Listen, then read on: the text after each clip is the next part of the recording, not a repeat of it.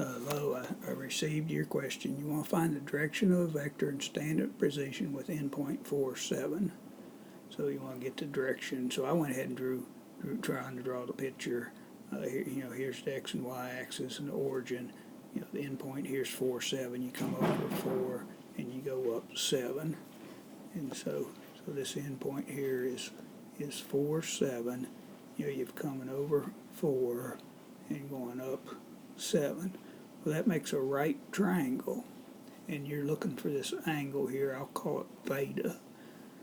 So we're looking for this angle. That'd be the direction of the vector, and we got a right triangle.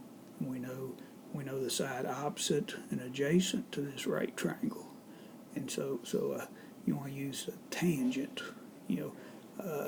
Tangent of an angle, tangent of theta equals opposite over adjacent.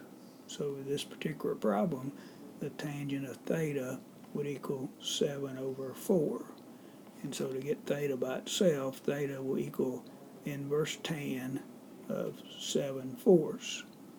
And if you put that in the calculator, I guess be sure and be in degree mode. So I'm going to put this in my calculator now. So inverse tangent of 7/4, and it gives me 60.255.